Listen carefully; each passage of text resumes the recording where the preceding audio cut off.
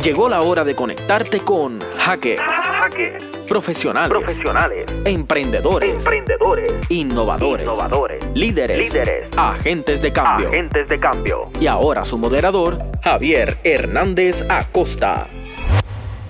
Bueno, saludos, bienvenidos a otra edición de Hackers. Esta vez estamos desde Guadalajara, México, en el estado de Jalisco, participando del cuarto Congreso Internacional sobre Industrias Culturales y Creativas, que organiza y produce el equipo de Industrias Culturales Jalisco, Industrias Creativas Jalisco, y tengo a mi lado nada más y nada menos que una de las personas que está haciendo un trabajo maravilloso con todo el tema de la economía creativa, nuestro amigo Paulo Mercado, que nos acompaña en esta edición. ¿Qué tal? Es un placer realmente tenerlos a ustedes aquí, sinceramente. Tú representas mucho del conocimiento latinoamericano y todos los que nos acompañan también, ¿no? Hablemos un poquito de eso. Y antes de entrar en lo que estamos haciendo ahora, quería que nos hablaras un poco de Paulo Mercado, de dónde viene, su formación y cómo va llegando hasta lo que hace hoy en día con las industrias creativas. Claro, es algo muy peculiar, es interesante, debo mencionarles. Yo soy oriundo de aquí del estado de Jalisco, de Guadalajara. Efectivamente, mi formación o de formación economista, de ahí entendemos muchos de nuestros males, pero tenemos una característica. Yo desde la secundaria prácticamente he tenido inmerso en mí lo que es la cultura en términos generales. Yo desde muy pequeño empecé a escribir, sobre todo a escribir, y en la secundaria estuve en teatro. En la preparatoria yo ejercí un poquito la literatura en términos de poesía, estuve escribiendo, tengo una novela en mi haber publicada. Además de esto, ya en la universidad, pues durante mis 5 años universitarios de formación económica, prácticamente yo llevé la actividad cultural en la universidad. Entonces, ya tenía un sesgo cultural. Mi desarrollo y mi desempeño había sido en 2 ámbitos básicamente, lo que es la docencia y lo que es la economía práctica. Yo fui broker durante un buen tiempo trabajando y después trabajé en el ámbito económico siempre con diversos proyectos de índole local, estatal y nacional. Esa decisión con ese trasfondo con el tema de cultura, ¿por qué entonces estudiar economía y no estudiar teatro o literatura? ¿O qué pasó en ese? No, porque esa reflexión? son dos pasiones diferentes, lo digo de alguna manera. Lo que es, yo seguí con esa formación de economía porque me encantan los números, de alguna manera, ver el origen de las cosas a través de interpretaciones de método. Y eso solamente la economía lo puede hacer, ¿no? La economía te hace generar modelos económicos para interpretar las cosas que suceden a nuestro alrededor. Entonces, la actividad cultural que estuve llevando, esta actividad artística, pues era algo que me apasionaba, pero para mí mismo nada más. Y en ese entonces yo todavía no veía esas actividades como una forma de vivir haciendo eso. Sí, de vivir conviviendo con ello en mi vida, pero más como un hobby que como una actividad laboral. Y entonces, mientras tuviste las experiencias ya fuera de la universidad, laboralmente, ¿te mantuviste trabajando el tema de cultura, practicando, escribiendo? Escribiendo en periódicos básicamente y en revistas. Tuve 3 revistas posteriormente literarias y todas ellas literarias. En algunas escribía, en otras nada más las coordinaba, las manejaba, pero siempre tuve una relación, siempre la relación. En el periodismo también duré un rato ahí escribiendo cosas interesantes y no tan interesantes de la vida cotidiana. ¿Algunos temas en particular que abordabas principalmente? ¿Era desde la economía o era desde la economía? Y todo era traducido de alguna manera. Nosotros los economistas dicen que tenemos un lenguaje muy particular y bueno, para que me entiendan ese lenguaje, cuando viene un brasileño a Guadalajara y empieza a hablar, le dicen que habla portoñol. Ahora se imaginan cuál es el lenguaje del economista. Claro. Exactamente ese lenguaje, dicen, lo hablan para que ustedes entiendan. Entonces mi primer principio fue hablar de economía sin términos económicos, para que la gente lo entendiera. No eran conceptos, no eran términos, sino que eran principios que de alguna manera la economía es eso, a final de cuentas. Claro. Y una pregunta, ¿cuándo descubres todo este desarrollo del tema de las industrias creativas y cómo haces la transición de involucrarte ya? Yo no, más bien me lo descubren a mí, okay. Me inducen a ver ese lado de la economía, y lo digo en esos términos, me inducen a ver ese lado de la economía creativa. En México poco se ha visto el tema, sin embargo tiene autores muy importantes y las teorías de México también son muy interesantes. Para mí llega por casualidad. Me llegan y me hacen una invitación a participar en el actual gobierno del estado, y me ofrecen un área, crear un área, crearla, no innovar un área, es crear un área, y como buen economista que nos encantan los retos y los supuestos, yo dije, le entramos, como decimos aquí, le entramos al toril, sin conocer el toro que tenemos enfrente. Sí. Vaya, pues cuando nos metimos al toril nos dimos cuenta que los cuernos eran enormes y no sabíamos cómo defendernos, porque siempre buscamos una referencia primaria para poder implementar un algo.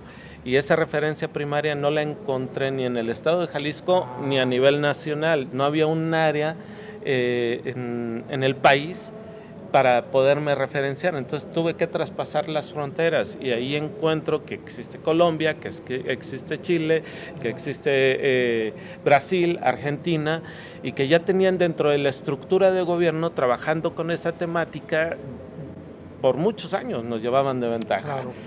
Entonces tuve que analizar allá, pero traer esa base teórica, esa base de la estructura de gobierno, e implementar una propia aquí, porque somos, a pesar de ser muy comunes, somos diferentes en el desarrollo, y las circunstancias que tenemos aquí nosotros también nos marcaba tener particularidades. Claro. Entonces de ahí empezamos a formar el proyecto, comenzamos a hacer ciertos análisis y estudios con un bagaje mucho más allá de lo teórico, tratar de entender más la parte práctica de cómo la podemos llevar a cabo para los artistas locales.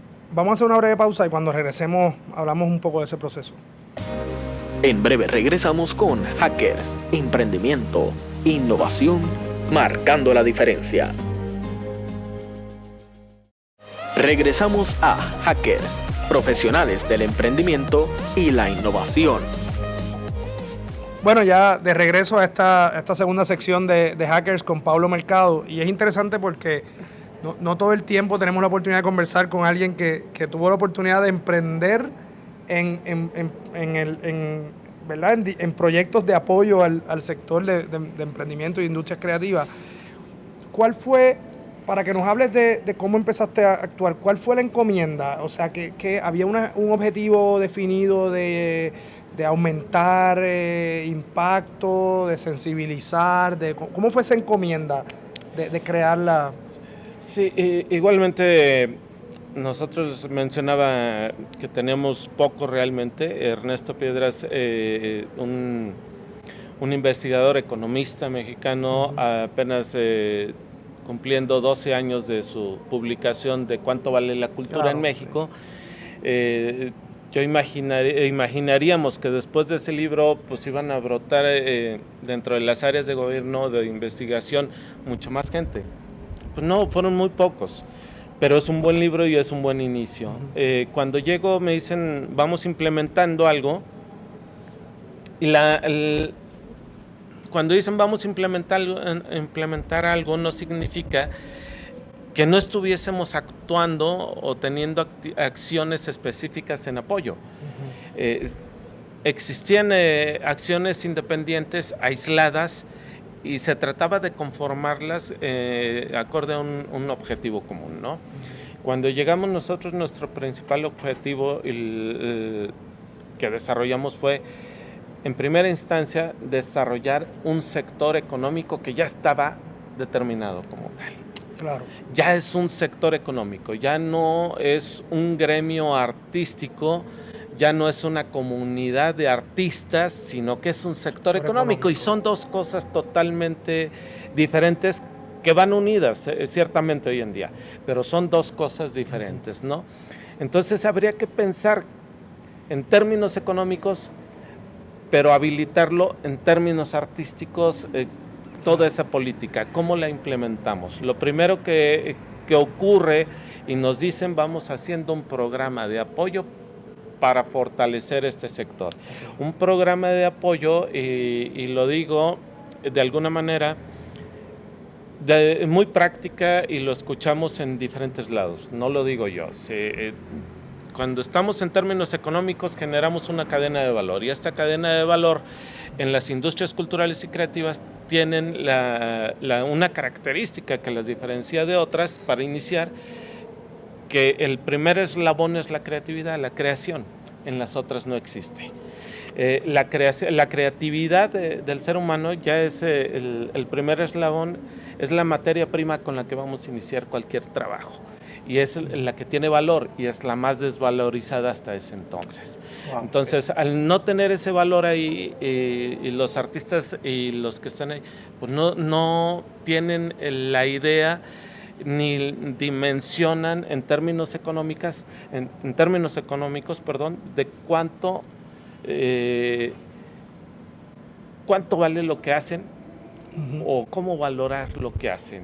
Claro. De ahí que la actividad cultural o artística, en términos generales, de alguna manera la vean como simple entretenimiento. Y lo decía, en esos términos de cadena de valor, los artistas, cuando se apoya al artista como tal, únicamente es para la creación, pero la creación por sí sola no resuelve ninguna circunstancia, incluso aquel que gane becas constantemente cada año, porque vas a seguir haciendo libros y tú te vas a sentir satisfecho, pero esos libros no van a pasar. O abajo de la cama tuya, y cada que llegue un amigo le firmas uno y ahí va, o de los estantes de instancias gubernamentales que los tienen ahí guardados. Claro. Ese libro no tiene ninguna ninguna razón de ser. Digo, tembló porque lo movía, no tengo otra cosa. Así es el arte, hace mover, hace vibrar a toda la gente, los corazones, dinámico, la pasión. Entonces, continuando, esto tiene que ser así. Los gestores culturales, que antes eran promotores culturales y que hoy tienen que tener una filosofía diferente, una visión diferente desde mi punto de vista, los gestores culturales ven la parte opuesta totalmente. Los gestores única y exclusivamente ven cómo hacer que esas actividades artísticas y culturales le lleguen a la población. Claro. Y se olvidan de la dimensión económica. Y no hablo de la dimensión financiera en este momento, económica nada más. Porque ven una gratuidad uno y otro, uno para producir y otro para proporcionar. Entonces, en ese sentido, si me explico, no tenemos una cadena de valor, tenemos dos eslabones aislados. Para poder tener una cadena, habrá que buscar en la producción, la reproducción, en la promoción, difusión, la distribución y comercialización, las actividades, y unirlas, de tal suerte que ahora sí formen cadenas. Si no lo vemos de esa manera, en términos económicos, no vamos a desarrollar un sector. Simplemente vamos a proporcionar apoyos que pueden servir o no, pero sin certeza. Y esa era un área clave que había que comunicar, que dar a conocer, y que los creativos y los artistas, ¿verdad? Y los mismos gestores conocieran. O sea, eso fue algo que y una pregunta, ahora mismo el proyecto maneja temas de formación, ¿qué otras actividades, qué programas concretos desarrollaron? Lo resumo igual, yo me gusta poner ejemplos. Cuando iniciamos nosotros algunos el área, al cruzar la puerta de mi oficina, yo creo que el 110%, algo que no existe en términos estadísticos, es figurativo, el 110% llegaba y me saludaba con la palma volteada hacia el cielo. Y todos llegaron y saludaron.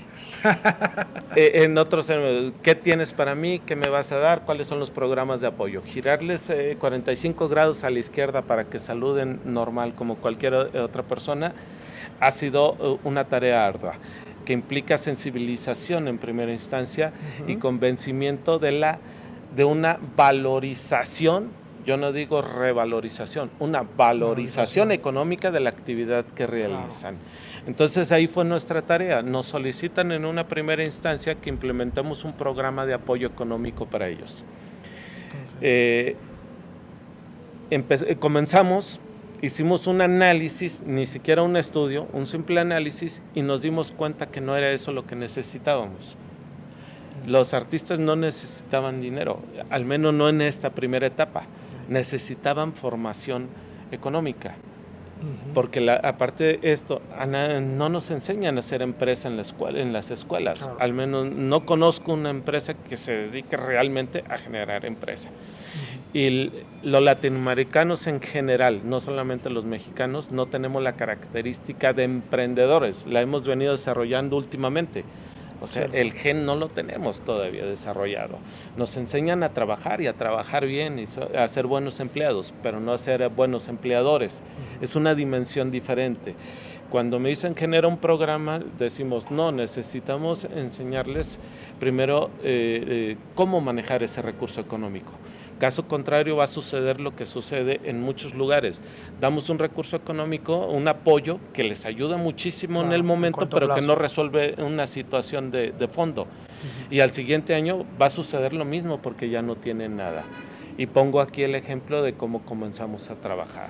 Les decía, hay dos variantes. Vamos a medir lo que se trabaja con los apoyos económicos a través de becas y lo que podemos implementar nosotros con alguien que ya tiene una formación. Una persona, ejemplificamos y ponemos, había una persona que llega y trae un proyecto de índole cultural para implementar una obra de teatro en ciertas colonias de escasos recursos y pide una cantidad de dinero. Tradicionalmente se le da esa beca para que lleve esa función a esas colonias. Y esto sucede año con año. Al siguiente año viene y vuelve a pedir la beca y lleva a otras colonias o a otras localidades, pero es el mismo proceso y es la misma mecánica. El apoyo económico no redunda en un cambio, en una mejora o aceleración. Cada año inicia de cero. Sube claro. Y inicia de cero y sube. Y les digo yo, vamos viendo, a ver, no te voy a dar dinero ni para tu sueldo ni salarios de nadie de los que tienen ahí, ni viáticos, ni traslados. ¿En qué te puedo apoyar? No, pues de qué voy a vivir. Sí. ¿Cómo le hago? Sencillo, vamos a ser más creativos todavía en esto. Entonces, ¿tienes equipo de sonido? No. Pues te apoyo en equipo de sonido. El dinero va a equipo de sonido. Vamos buscando otras alternativas para financiar lo demás. El financiamiento se compone de diversas áreas, es otro tema. Claro. Bueno, para el segundo año vuelve igual. La misma tradición a pedir, solicitar. Ok, ya está pidiendo, pero él ya tiene un equipo de sonido. ¿Qué te hace falta? Tienes duela, tienes equipo de luz, tienes... pues vamos implementando. O sea, ya no ocupa sonido, no lo vas a rentar, no lo vas a pagar porque tú ya lo tienes, lo vas a mantener, el costo se va a disminuir. Bueno, si me siguen en ese margen al tercer año, viene y me solicita la misma mecánica. Y yo ya le pregunto, oye, ¿ya tienes equipo de sonido? ¿Ya tienes equipo de luz? ¿Ya tienes duela? ¿Ya tienes activos fijos? Y los activos fijos generan valor. Exacto. Y generan riqueza. Sin decirles absolutamente nada, ya estamos generando un pensamiento empresarial, emprendedor en esas personas. Kevin, vamos a hacer una pausa y cuando regresemos seguimos con ese tema. En breve regresamos con Hackers, emprendimiento, innovación, marcando la diferencia. Regresamos a Hackers, profesionales del emprendimiento y la innovación. Bueno, y aquí estamos de vuelta en la última sección de Hackers con Pablo Mercado, hablando sobre ese proceso de cómo quizás saltar del tema de organización a base de proyectos a un tema empresarial en el sentido de una, ¿verdad?, una operación continua, una recurrencia, una inversión en activos para que redunden en riqueza. No sé si quieres seguir compartiéndonos algo acerca de esa experiencia, porque es un ejemplo concreto y claro, ¿verdad?, de cómo llevar de un lado a otro.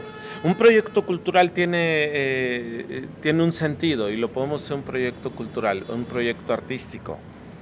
Pero ese proyecto artístico, llevarlo a que genere economía, genere sostenibilidad y mantenga a una empresa, una compañía a lo largo del tiempo, es otra dinámica y es otra formación. Claro. Hay que buscar en las fuentes de financiamiento cuáles son todas aquellas, pero esas fuentes de financiamiento lo único que te van a dar es un recurso para que inicies algo. Ahora, ¿dónde vas a invertir ese algo? Es la cuestión más importante. Y la palabra, cuando digo invertir, la quiero subrayar y poner en negritas. No es lo mismo invertir que gastar. Porque muchas veces decimos, la actividad cultural debe de ser gratuita. Y yo siempre he dicho, como buen economista, la actividad cultural, como cualquier otro, nunca va a ser gratuita. Jamás ha sido ni va a ser gratuita, porque tiene un costo detrás. Aun cuando sea de libre acceso, alguien lo está pagando. Entonces, la economía es muy simple, y lo dice en ese sentido. La riqueza nacional, supongamos que nosotros somos la riqueza nacional y en nuestro pantalón tenemos toda la riqueza de esa nación. En cada uno de los 4 bolsillos tenemos un peso en cada uno, son 4 pesos lo que tenemos ahí. La riqueza no cambia. Si dices tú, alguno de los bolsillos requiere más recurso económico, o te queda una de dos, o le quitas a uno o le quitas a todos para aumentarle a ese que solicitó. ¿Y cuál es la otra forma de hacerlo? Generar riqueza. Riqueza adicional. Donde buscamos, además de eso que tenemos. Y hay que generarla, no hay que solicitarla. Claro. Entonces ahí viene la cuestión que es, por eso decimos nosotros, las industrias culturales y creativas, para nosotros, más allá de un concepto, es una forma de vivir, una forma de hacer y una forma de integrarnos en la cultura en el presente siglo. No es sencillo, pero es una nueva filosofía de entender la cultura. Yo creo que en la medida en que esos conceptos se comunican, ¿verdad?, algo tan claro, y nunca lo había escuchado tan claro como el tema de generación de riqueza versus la redistribución, inversión versus gasto. Al final son conceptos muy sencillos que a veces pasamos por alto y ¿verdad?, nos dificultan lo que hacemos. Háblame un poquito me gustaría que nos hablaras un poco sobre el perfil de los emprendedores. Sé que, o sea, tu trabajo obviamente requiere estar en contacto con ellos, de identificar sus necesidades, su perfil, y yo creo que es bien importante que conozcamos más quiénes son, qué hacen, dónde están sus retos principales, sus fortalezas a su vez. ¿Qué has visto? ¿Cómo podrías resumirnos de esa experiencia que has tenido? Lo digo también con un ejemplo y de una manera muy sencilla. Nosotros abrimos una convocatoria y dejamos un margen. Esta convocatoria tiene un doble sentido, es concursable al ser una convocatoria, es abierta. Todos son al ser concursable, aceptamos la solicitud de todos, pero se analiza. Toda esta convocatoria para los talleres de formación empresarial, por ejemplo, tienen una variante. Tienen que llenar una solicitud, presentar un proyecto y además cumplir con un requisito básico, una entrevista. Okay. Y en esta entrevista para nosotros es la clave. A ver si y respondo con esto a tu cuestionamiento. En esta entrevista analizamos 2 cosas. El proyecto, lo vemos, pero al estar dialogando con él tenemos que entender cómo ve su proyecto presentado, cómo lo percibe y cuál es el perfil que viene atrás de él, a qué se dedica, cuánto tiempo tiene en la actividad cultural, cuánto piensa dedicarle a este proyecto. Claro. Si me dice, pues yo vengo para aprender nada más, no es el mercado al que queremos llegar nosotros, es alguien que ya quiere vivir de esto y eso es muy importante. Entonces en esta entrevista nosotros detectamos todas esas circunstancias que a nosotros nos ayudan a definir quién sí y quién no. Y una de las características principales que definimos nosotros, podrás traer el mejor de los proyectos, pero si no tienes la actitud y si no estás convencido de llevar a cabo y poder vivir de esto, probablemente no seas el mejor candidato. Pero podrás tú traer el peor proyecto, pero con una actitud positiva totalmente, podemos perfeccionar tu proyecto. Es más fácil perfeccionar técnicamente un proyecto que modificar la actitud de una persona. Eso es bien importante porque volvemos a lo que hemos estado comentando, de que radica también mucho en la actitud de la persona, en la disposición a aprender y a involucrarte con su proyecto, la dedicación, etcétera, etcétera. ¿Algunos ejemplos de proyectos que nos quieras compartir que antes, y anoche vimos un caso interesantísimo? De una gran artista. Sí, tenemos diversos casos. Voy a mencionar uno en el que ha rebasado los límites. Desde el primer taller que vimos con todas las deficiencias con las que iniciamos, una persona de un municipio alejado de la zona metropolitana que se llama Tala, traía una inquietud, se vino a vivir a Guadalajara y tenía una inquietud con la cultura. Él no se dedicaba anteriormente a la cultura, pero venía con toda la intención del mundo de relacionarse y poder hacer algo en pro de la cultura. ¿Qué hace y qué inquietud tenía? Quiero hacer un restaurante cultural y dice, comenzó el taller. Dice, un restaurante cultural. Inicia su taller y conforme fue avanzando en el curso, lo fue adecuando y lo fue modificando totalmente y genera un centro cultural. Y este centro cultural hoy en día ya cumplió 5 años de existencia con un recurso que él había obtenido de una jubilación, de una pensión que le dieron e hizo una inversión. Hay un nivel de compromiso ahí también. Tenía un compromiso él en el que decía, yo le voy a apostarle con mi recurso económico, con mi dinero, con mi patrimonio a algo. Nosotros, ¿qué vimos en esa persona? Todos los deseos del mundo para poder progresar en ese sector. ¿Cuál fue nuestra función? Conectarlo y ayudarle técnicamente a que desarrollara su proyecto y tuviera los elementos que esa definición de emprendimiento que muchas veces en los diccionarios tradicionales habla de un deseo vehemente. Bueno, y aquí estamos de regreso después de una pequeña pausa por estos fuegos artificiales. Y quería que cerráramos brevemente con algún consejo para todos esos emprendedores creativos, esos artistas, gestores que están con ese interés en vivir de lo que hacen. ¿Qué les diría? Claro, yo les puedo decir muchas. No nos gusta a nosotros decir consejos realmente. ¿Y en qué término lo digo? No somos paternalistas y queremos romper ese esquema. Entiendo tu pregunta, pero sí quiero aclarar esa parte. Sí, entendí perfectamente. No son consejos lo que damos, pero sí yo les digo que recuerden 3 P que son muy importantes para los emprendedores culturales y creativos, que les dicen. Y alguien dijo, son las 3 P de Paulo. No, son de todos los que venimos trabajando en esto, ¿no? La primer P es la pasión. Tienes que sentir desde dentro de tu ser lo que estás haciendo. Te tiene que gustar, te tiene que generar una vibra, te tiene que generar calor interno para que fluya todo lo demás. Si no tienes esa pasión, les digo, cualquier actividad que realicen, denle vuelta a la hoja porque no es lo de ustedes. Si te apasiona, sí. La segunda P es perseverancia. Se van a equivocar no 1 ni 10 veces, se van a equivocar 50, las mismas que se van a caer. Yo no conozco un empresario que no se haya equivocado y que no haya caído, que no haya perdido. Tenemos que tener esa perseverancia para que cuando nos caigamos nos levantemos la fuerza para levantarnos. Cuando nos equivoquemos, tener la fortaleza para enmendar el error. Claro. Caso contrario, no vamos a avanzar. Y por último, la tercera P, que es la paciencia. Emprender no es de un día para otro, ni de una semana a otra. Wow. Tenemos que darle al tiempo lo justo para que el proyecto, cuánto tiempo, cada proyecto es totalmente diferente, pero hay que tener paciencia para llevarlo a cabo. Hoy en día muchos jóvenes quieren las cosas de un día para otro y de inmediato no se nos da ni la vida. Wow. Nada más que decir, Paulo, muchas gracias por la invitación, por tenerlos aquí, por esa conversación tan maravillosa. No, gracias. Al contrario, para nosotros ha sido un agrado tenerte aquí y poder compartir con ustedes. Un saludo y un abrazo a todos los que nos están escuchando y viendo. Nos vemos en la próxima. Gracias por habernos acompañado en Hackers. La próxima semana los esperamos en un espacio en donde seguiremos en contacto con los profesionales que dejan su huella a través del emprendimiento y la innovación.